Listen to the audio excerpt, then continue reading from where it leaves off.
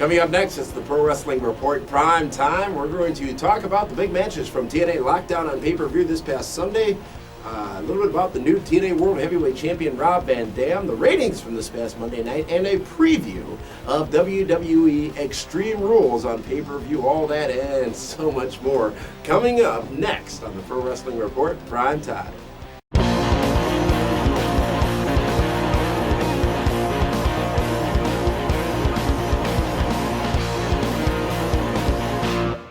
Welcome, ladies and gentlemen, to the Pro Wrestling Report Prime Time for Friday, April 23, 2010. Damian Nelson sitting alongside David Octavius Hero. Rashi was in your spot last week. Rashi Brown, Skull Crusher from Ring of Honor Wrestling. And he did a terrible job, and that's why I'm back. Wow, terrible job? I read the comments. He was terrible. We had a lot of feedback. People seem to love him. Not the comments I was reading. Well, of course, because they're sending them to you. Absolutely. A lot to talk about this week on the Pro Wrestling Report, including last Sunday's TNA Lockdown pay-per-view, more hot news, and a preview of this Sunday's WWE Extreme Rules on pay-per-view. David, let's first start by talking about TNA Lockdown from this past Sunday night. And if you want a full review of TNA Lockdown, make sure you listen to our ESPN radio show available at pwrshow.com for the complete analysis, along with me, Dad, and Rashi Brown on that show. But let's talk about some of the main matchups from that card, and I think we should start with what was a tremendous match between Kurt Angle and Ken Anderson. A match that many are saying, David, made Ken Anderson as it was his best match ever. Kurt Angle obviously pulling out all the stops as he always does. This match not only had great athleticism, but told a tremendous story. Great match for Kenny, and that's a huge compliment considering he's had good matches with The Undertaker. He's had matches with Ric Flair, Shawn Michaels, John Cena. Mm-hmm. But to say a Kurt Angle, yeah, I mean, absolutely. It took Ken from upper mid-card to main event status. And in that matchup, we saw Kurt Angle win, and Kurt Angle explained after the matchup that he was going to be taking some time away. Both men came out of the match as healthy as they could have been, meaning no major injuries suffered by each, which is a good thing. But just a solid wrestling matchup. And how about that Kurt Angle moonsault off the top of the cage? Honestly, I thought he killed Kenny. Seriously, the way he came off the top, it looked like he hit him right in his head. Yeah. But, And how about that bump Ken took off the cage? Well, Ken actually got knocked out for a few seconds there. Is that right? He did. Wow. It was a nasty fall. It looked like he may have actually potentially injured his shoulder because that was the injury of the night, apparently, with both Hulk Hogan and the Pope suffering from some shoulder injuries at TNA Lockdown on pay-per-view. Match of the night, do you think? Kurt Angle versus Ken Anderson? You just want to get there. I can't wait to discuss with you that matchup between he and AJ Styles. Absolutely, match of the night. Kurt Angle, he's always 5-star. Right. And you know what, Ken, tremendous match. Like you said earlier, told a great story. I mean, that's what makes a match, is when you can get the crowd sucked in and tell a story. I really thought Ken was going to win that match. Mm-hmm.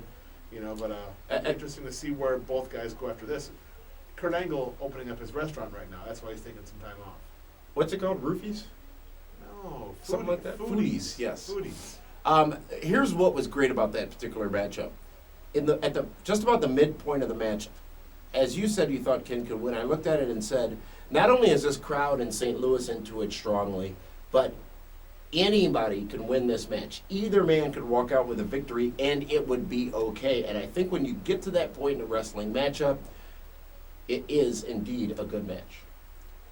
5 stars. Match of the night. Some are saying this could be a match of the year candidate. You know what? It could have been a headlining main event for Lockdown.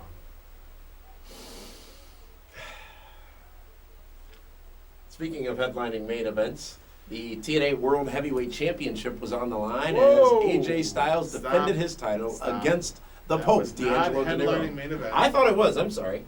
I'm a little confused on the definition. What was the last match? The last match was Team Hogan versus Team Flair. What was the match that was promoted heavily? There were 2 of them, I think. It was What Pope match and AJ. was promoted? Team Hogan versus Team Flair. And what match was used to sell the most tickets? AJ Hogan versus Flair. You know it's true. There is some truth to that, but I would say that another main event on the match, on was the card, Anderson and Angle, along with, Pope and AJ. thus, they were main events. But they were not the headlining main event. Are you really going to argue this with me now? It proved itself right. Right? What did you think of the matchup between the Pope and AJ? I thought it was a good match. I mean, I thought both guys, they pulled out all the stops, And there were some times I'm like, wow, Pope's going to win. I really did. And if he would have, I would have been happy for him. Once again, I am not a Pope hater. It's just, I understand. You come off that way. It's because that's how it gets spun by Meatball. I'm Meathead. Here's the thing. It's that I understand how they book things. And I know how they like to build companies around certain guys. And Pope just isn't ready yet. Would you have thought that with the Pope losing at Lockdown that we would see a new TNA World Heavyweight Champion crowned the following night at Impact? No. And I'll be quite honest with you, the one casualty of that 24 to 36 to 48 hours is AJ Styles. Is that right? He got screwed. First of all, he lost time in his match with the Pope because Angle and Anderson went over by about 8 minutes. So his match got cut short. All right? He cheats to win, which, most heel champions do. And then the following night, his first match without Ric Flair. He was caught off guard. He didn't have Ric Flair in the Pope match either. Flair was barred from ringside by Earl Hebner. But listen, they should have let AJ go over just to make him a stronger champion, to make it mean more. They booked AJ Styles like to be just the biggest goof. And I feel bad for the guy who pretty much has been TNA, since the beginning. But is he, or was he, is he is actually the question, the right guy to represent TNA? Is he the right champion, given the state of affairs before Monday night? Is RVD? Before Monday night, that's not the question, David. Before Monday night, is AJ Styles that guy? With Ric Flair, absolutely. Without Ric Flair, not so much. Okay. I thought it was a good matchup. I thought it was a very good match, and many times throughout it, I was actually getting giddy because I was just thinking about how great this episode of Primetime would be had the Pope actually won. I wouldn't have been here. Oh, that again. No, I mean, I really was hoping that, it would be a good match, and that's what we got. It was solid through and through. I didn't like the finish with the pen to the eye. I didn't care for that whatsoever. They could have. It was unique. I'm not sure we've ever seen that before. Probably not, but they could have used something else. It was a cage match. That's all he could yank off the cameraman. So you're telling me, as he's wrestling, he looks out through the cage and all the grid. He's like, oh, I see a pen. That's what I'm going to grab. Maybe he planted the pin on the cameraman earlier on. Okay. He couldn't get the key back from Lacey Von Erich. Yeah. Remember she had the key to the cage She earlier. did have the key, didn't she? But seriously, I feel bad for AJ. I feel he got screwed in this whole deal because they're trying to quickly go into a different direction, and hopefully he can rebound from this. But I've heard some interesting things about AJ and Ric Flair. Is that a few weeks ago on TV, Ric Flair held the ropes open for AJ. AJ comes in, he doesn't reciprocate. Ooh. Doesn't open the ropes for Ric. I heard that kind of irritated the Nature Boy. It's that kind of stuff that does that kind of stuff. Absolutely. And then after that, if you noticed, it just seemed like instead of Flair sitting back and letting AJ shine, Flair kind of moved forward and got far more involved in promos and everything else. Not saying it was a sabotage job, not saying that's exactly how it happened, but little things like that, you got to wonder why certain guys get derailed. Speaking of certain guys getting derailed, how about TNA derailing X-Pac? Yeah. That was It was a bit of a burial. Well, It's like a casket match. He wrestled for GLCW. Which is run by you? Absolutely. On Friday and Saturday night. Had two great matches. And he was going home to Tampa. Everyone knew that. He wasn't going to be at the pay-per-view. Right. So, of course, they start saying he no-showed, typical X-Pac. As Taz said, quote-unquote, it's X-Pac being X-Pac. Yeah, and you know what? That wasn't fair because the guy gets a lot of heat on him. But I tell you, when he wrestled against Al Snow Friday and then the triple threat with Al and Road Dogg on Saturday, that guy worked hard. He put in time and had two great matches, and I was real proud to work with him. But, yeah, I mean, all of his criticism over Sunday was completely not needed. The main event Team Hogan versus Team Flair. I'm sorry, what was that? The main event. The main event. Yeah. Headlining main event. Team Hogan versus Team Flair. Team Hogan, before Rob Terry was added to it, is able to come out victorious as Abyss gets the Black Hole Slam on Desmond Wolfe and gets the 1-2-3. But at the end of the match, David Hero, we saw some involvement from not only Ric Flair and not only Hulk Hogan, but Eric Bischoff as well. Did that scenario at the end of the match put a taint, if you will, on the overall show and the match itself? I don't think so, because it was Team Hogan versus Team Flair. True. They had to get in there somehow. And let's face it, when you're on a pay-per-view, it's a payday. So why wouldn't those three guys want to be on there? Yeah, but is that what the fans wanted to see? You know what? Yes. Because that's what they bought the tickets for, was Hogan versus Flair. I don't think so. Especially with the feedback we've gotten about TNA Lockdown. Well, Great you know what? pay-per-view, great show. However, why did it have to end with the old guys, But- quote but unquote, don't you think it's coming in fair and stealing the spot? That we asked the people that bought the tickets to go, Yeah. not the ones that just ordered on pay-per-view. Yeah, but they also paid for, as Right, you say, right. Hogan Flair. Yeah, but they may have ordered for a different match. Like on Pope pay-per-view. AJ? They could have. You know what I didn't like? I wish Abyss would have beaten somebody else besides Desmond Wolfe. Why so? Because it's just a regular match. Make it mean something. Let Abyss beat Sting. That elevates Abyss more than beating Desmond Wolfe. We saw Jeff Hardy give a pretty tremendous spot off the top of the cage to, well, he got on top of the ladder, actually, conveniently a ladder and a table up there. Got on top of the ladder, did a frog splash, if you will, or a splash through the table on top, and that was How pretty scary much is the cue. that? He was Who does that? way high up there. Way high up there. Which scarier? Which was more of a daring move? That move or Kurt Angle's moonsault? Kurt Angle's moonsault. Yeah, I would agree. Yeah.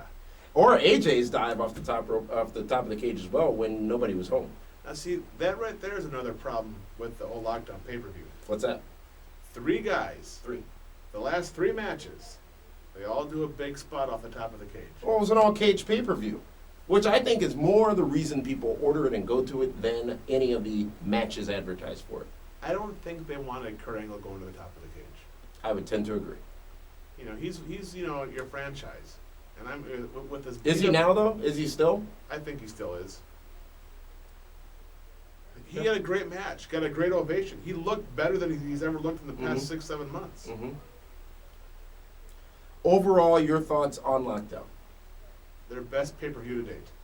To date, ever. History of TNA? Yes. Really? Yes. History of TNA? History of TNA. You're going to stick with that? I've only watched like 6 of them. But yeah, absolutely. Wow, I wouldn't go that far, but it certainly was. It seemed as if TNA Lockdown and the subsequent TNA Impact was another change in direction for that company. Hulk Hogan did an interview on one of the post shows for either the pay-per-view or Impact, I forget exactly which one, and actually made the comment that it's time to step back. It's time to check my ego. It's time to not be so selfish and elevate some new people. Which pay-per-view do you think was better What do you mean? of TNA? I can't answer that right now. Okay. They've had some good ones. But going back to that, it had the most star power of any pay-per-view they've ever had. Wouldn't you agree? I'll give you that. Jeff Hardy, Jeff RVD, Hardy, Ken RVD, Anderson, Kurt Sting, Flair, Hope, all those names. And it worked. Mm-hmm. You know, they all worked well together. You can tell they all worked for the betterment of the company. You gotta look at that as being, the biggest positive in the history of that company. We'll see what the buy rights are coming in for that pay-per-view. You know what, though? That won't tell you It won't much, tell you but anything, because- Lockdown has historically been their most bought pay-per-view each year. And here's the other thing. There's a lot of streams out there. A lot of Mhm. people watch on the streams. Mm-hmm. So it's kind of hard. You know what? I'm waiting for TNA to get like what WWE has in their blast zone areas. Yeah. We can go to different sports bars and whatnot and watch it that way. But until they get that, they're still going to be a little bit further behind. And I'm not sure if it's them or the pay-per-view company, but they It's are them. charging the same as WWE pay-per-views, so it's not advantageous for these businesses to run TNA pay-per-views because they're just not going to make the money back. No, they're not even letting the businesses buy them yet. That's the thing. Hmm. It's not available. That's pretty basic, you would think. On Impact Monday night, David Hero, a widely praised show saw RVD become the new TNA World Heavyweight Champion, defeating Jeff Hardy and AJ Styles over the course of one night. This TNA Impact, I will say, and many others are saying, could have been a sign of a new direction in TNA wrestling. It is, because what they're doing is they're washing away all the old TNA guys. Mm-hmm. You know, with the exception that they bring back Samoa Joe, but Which was tremendous, by the way. it was good.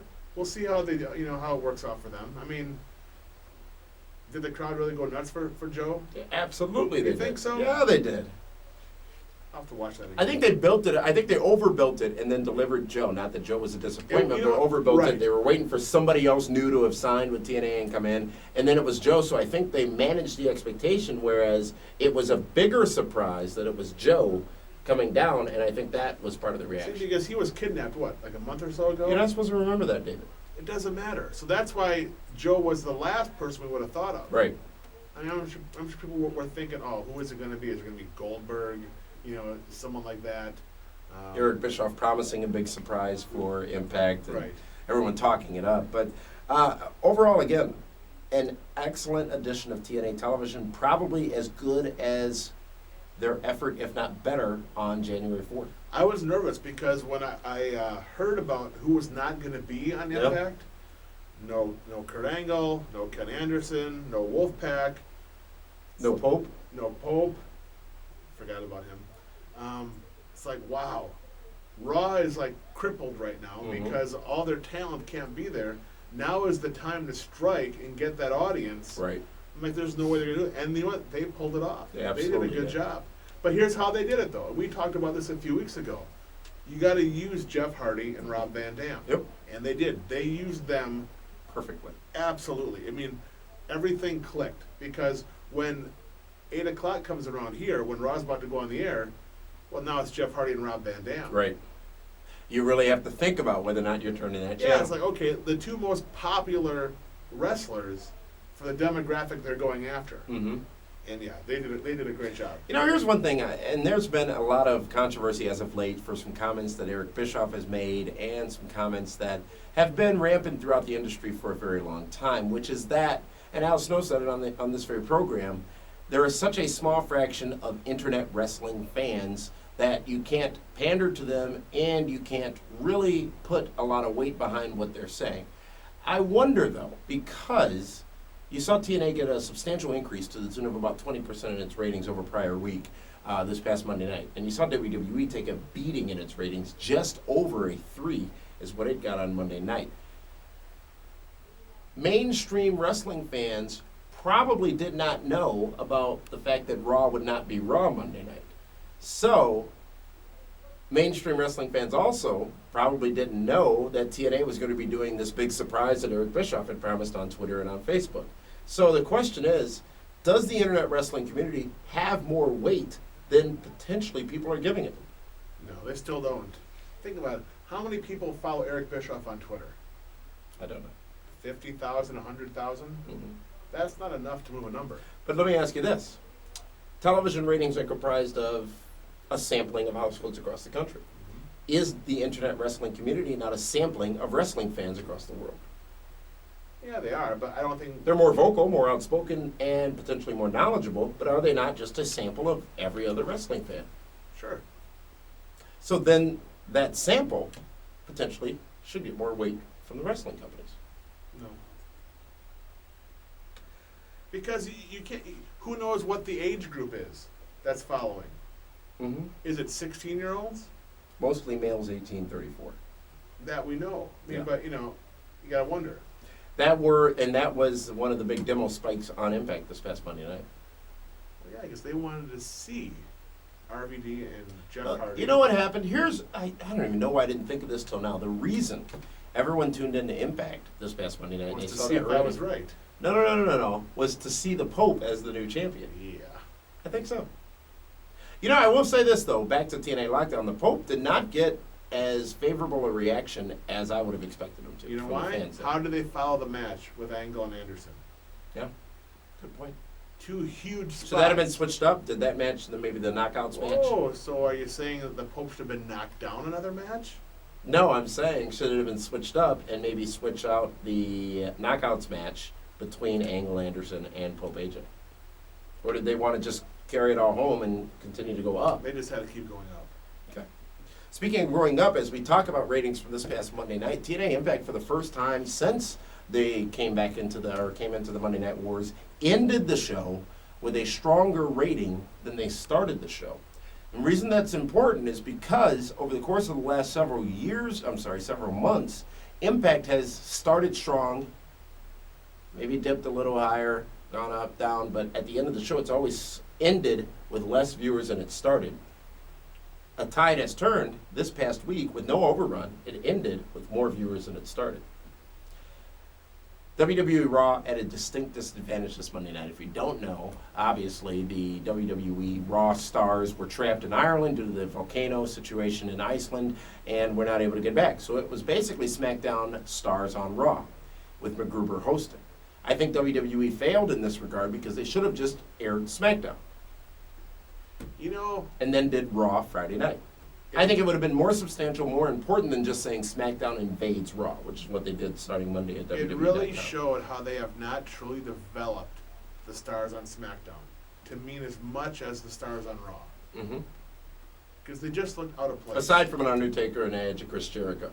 Yeah. Or Rey Mysterio, maybe. But those guys are so established. But I mean, when you see like a Drew McIntyre, and even Matt Hardy and Great Khali. It just didn't feel right. It didn't feel right. Didn't feel right. And lately I've been more of a fan of watching SmackDown than Raw. But boy, there is a difference between the A team and the B team. Absolutely. Absolutely, there is. Did WWE make the right call by just trying to air what resembled Raw, but wasn't anywhere near it? That's all they could do. Yeah, but should they have just done SmackDown? No, they can't. Why not? Because advertisers are paying for Monday Night Raw. They're paying, correct, but obviously this situation was a bit unique. I think they could have gotten away with it. I think they could have done a lot more with what they had. I don't think they should have put all the main guys in the main event. They should have paced it out throughout the show. Aside from R-Truth being blown to smithereens, that was ridiculous. What noteworthy or newsworthy happened on Raw this past Monday night? CM Punk getting part of his hair shaved? A little bit. Okay. Yeah. I'm just reviewing the notes from Raw, trying to find something. Swagger's open challenge. Swagger's match with The Undertaker actually was very good. He always has a good match. Swagger or The Undertaker? Swagger. Okay. When he's wrestled Cena, he's done great. Yeah. When he's worked Taker, he did great. He kept up with The Undertaker. Yes, he did. Oh, The Undertaker let him keep up. Come on. Just saying. Just saying. Okay. Who would have had a better match with Taker, Swagger or Cody Rhodes? Why are you going to bring Cody into this? Clearly Cody's stuck in Ireland. You're trying to bury... He was stuck overseas. I'm not trying to bury Swagger. I'm simply saying who, in a match with The Undertaker, who's in control? Well, the heel is, which is Swagger. The heel calls the match.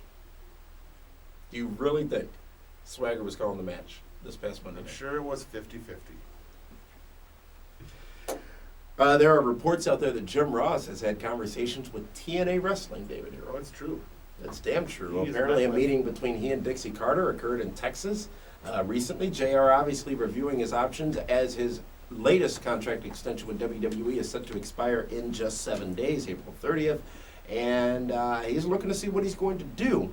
As we talked about on the radio show this past Monday night, which featured Austin Aries as our guest, there was that random tweet that got released that JR had sent to Taz. It looks like he intended to make it as a direct message, basically giving some feedback on the Lockdown pay-per-view. Now, I don't read as much into that as some other people may have, but what is significant is the fact that JR did take a meeting with TNA, and what we know so far at this point is JR may not necessarily be interested in taking the spot of Mike Tenay, but JR, extremely valuable, as we talked about recently on this program, extremely valuable as that person potentially who can right the ship in TNA and be the authority figure or the person who is making all those final decisions that need to be made for that. Well, and besides that, when people are changing channels, and let's say they show a shot of Taz and Jim Ross announcing, right, people are going to stop and say, hey, that's Jim Ross. That's Mhm. good old JR. What's Right. he doing there? Yep. You know, it's little things like that. If TNA can pull it together and bring in a Jim Ross, it's huge. He's not an in-ring performer, but what he brings to that company. Absolutely. And let's not forget, he is in the circle Oh, yeah. of, Vinnie Mac. Mm-hmm. He knows how that company is built. Oh, yeah. Front to back. I mean, he was in charge of talent relations, still does some office And let's work not for the forget, company. who is JR's best buddy? Stone Cold. Yeah. Stone Cold. Just saying. Your thoughts on Mike today? I think Mike today is a great commentator, Mm-hmm. but lately I'm just not feeling it. Who's better, today or Cole? Today's smarter. Cole brings more. He just brings more. I guess. What JR has said for a very long time, even when he was broadcasting with WWE, and remember, I said for a long time when he was teamed with Grisham on SmackDown in whatever role he was in, he just never looked like he wanted to be there. He just never looked like this was something he wanted to be doing. And what he has said for a long time is he wants to call professional wrestling. He wants to do things under his own rules, basically, as far as calling wrestling matches. And we've heard JR. Obviously, he's the best in the business, but in a role in TNA, him and Taz together, and I've never been the biggest fan of Taz's commentary, him and Taz together, I think would be epic. I think they'd be great, but this goes back to when JR was snubbed at WrestleMania. Yeah? When Undertaker and Shawn Michaels requested him to call their Right. match, and Vinnie Mac said no. Mm-hmm. Yeah. And let's not, and JR doesn't need the money. He's made a lot of money. He's got his restaurants going. And he's got options such as those restaurants, books, all kinds of stuff. He does not need to be in the wrestling business. What is in it for JR if he were to go to TNA? Why? Just as a way of getting back at Vinnie Mac. You think really he's at that point where this 1, 2, 3 things, fire him a couple times, is motivation enough for him to want to get back? Absolutely. Okay. Wouldn't it motivate you? I can't speak. I wasn't in that situation. WWE announced that they are going to be issuing refunds to everybody from this past Monday night at Raw. What does that say for SmackDown? Well, first of all, it's only if you go back to the box office. Starting at noon on Tuesday, yes, that's Yeah. true. So how many people that live a couple hours away are going to go back to get... No. I think they're doing it because it's the right business to do, but it is a slap on the face to SmackDown because those guys work just as hard as the Raw stars. But yeah, they're offering it, but I'm curious to see how many of those 16,000 seats get refunded. Well, and we'll probably never know. The poll results at pwrshow.com, ongoing since March 8th. Which show is better, not which show is higher rated or whatever, on Monday nights between TNA and WWE. TNA still in the lead with about 54% of the votes to WWE's 46% of the votes. That's telling an interesting story. Each and every week, it seems as if TNA's lead, Impact's lead over Raw, gets smaller and smaller. Here's the thing on that. More of the wrestling fans that watch our show love the X Division, Mm-hmm. love AJ Styles. Mhm. They hate John Cena and they hate Triple H. Yeah, So they're always going to side with TNA. potentially. What do you mean potentially? David Hero, Rob Terry. That's your guy. I'll take credit for Sheamus. You got Rob Terry. This past Monday night on Impact, he... Wow. I forgot about that. I'm sure Desmond Wolfe didn't. Skip to my Lou, Rob Terry. Jeez.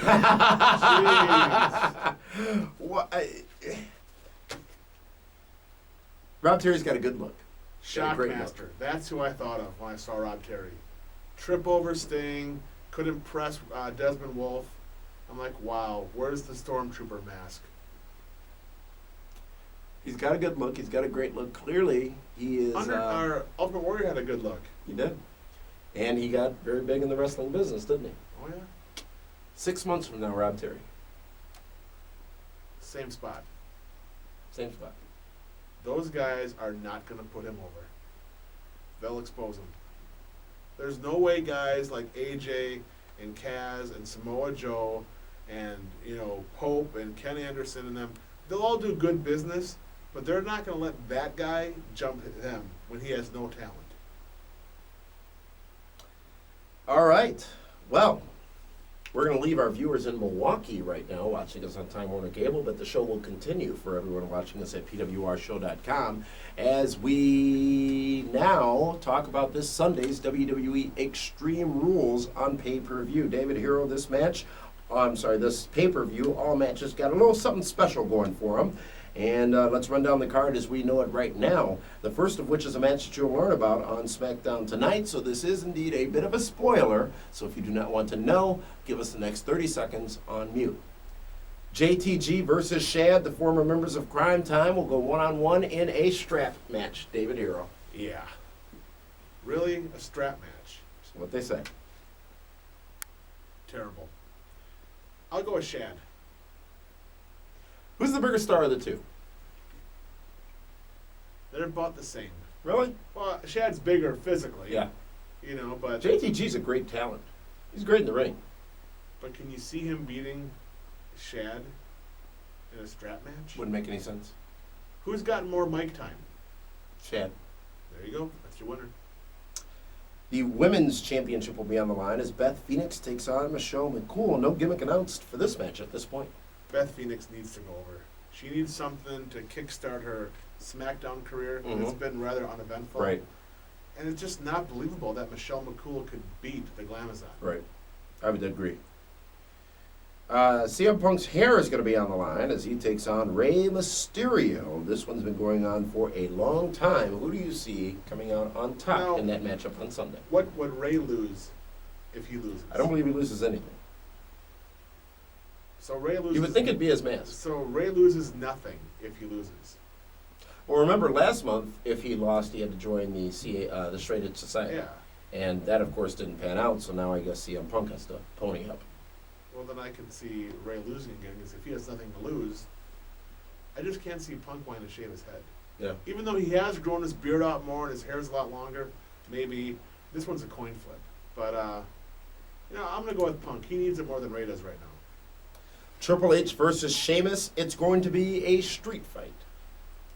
So Do you think everybody was staying at Sheamus's house over in Ireland when they were stuck? Actually, they were. You weren't getting the Mrs. tweets? Corned beef and cabbage over at Sheamus's? I was following. I know you were following. Who do you think? What do you think we're There's going to see in only- that matchup? It's Sheamus. Sheamus, really? Absolutely Really? Sheamus. Because Triple H won last month? He's got to get his heat back. Huh.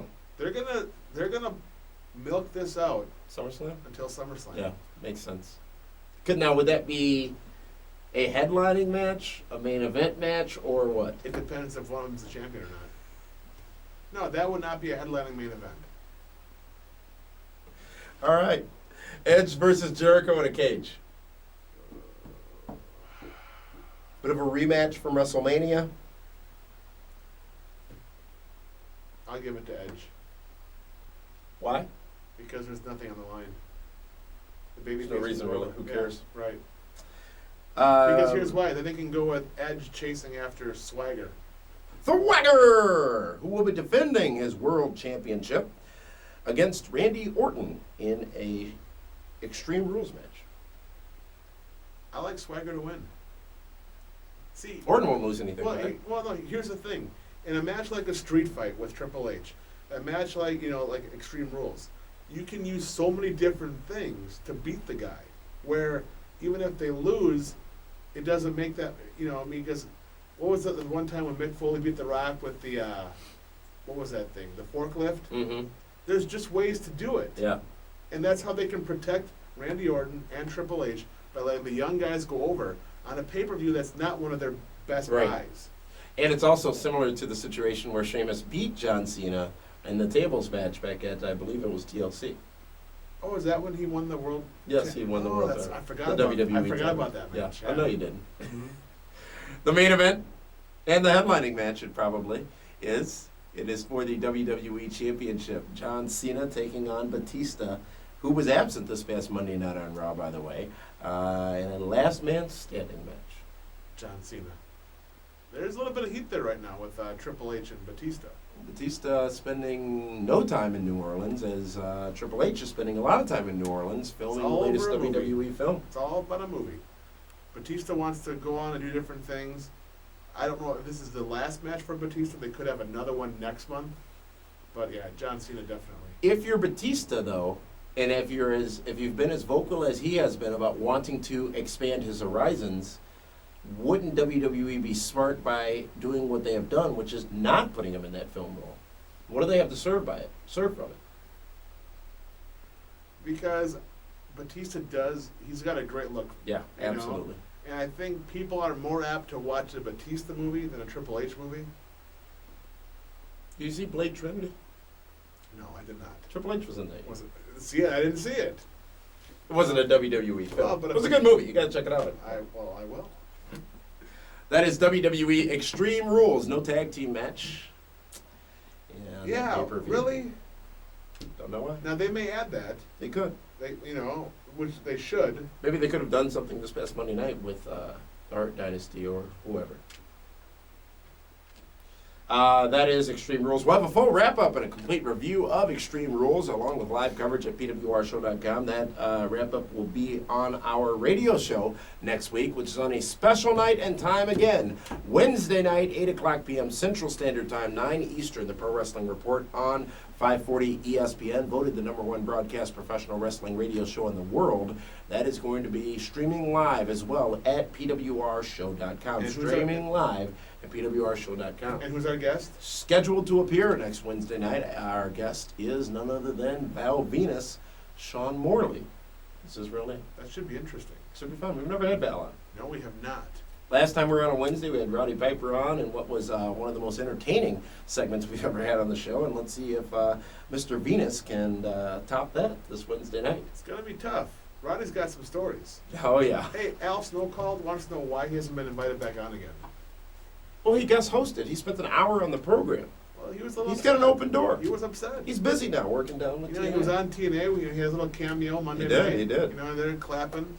It was funny when we took Al to the airport so he can get his flight to St. Louis. Uh-huh. All dressed up in his agent shirt. I'm like, wow, you've sold out. No more Job Squad shirt. Now he's all dressed up. It looks, Did you get the rest of them? Everybody made it to the airport. No. Did you get the rest of the Job Squad T-shirts? Oh, I got a couple of them. Absolutely. Everybody made it to the airport? Everyone. So X-Pac's not in your X-Pac. basement anymore? No, X-Pac is back. What about the promoter of GLCW in Minnesota? Yeah, I don't know about him. I got to talk. Copyrights. Wednesday, 9 Eastern, 8 Central. It's the Pro Wrestling Report on 540 ESPN. Make sure you tune in for that. David Hero, we are going to be back on early next week, with another edition of the Pro Wrestling Report Interactive after last week's Interactive Marathon. I believe you're going to be joining us on that episode of Interactive. I have to. DHHS. David Hero has spoken. Yes. This has been the Pro Wrestling Report Primetime. We'll see you again soon, right here at pwrshow.com.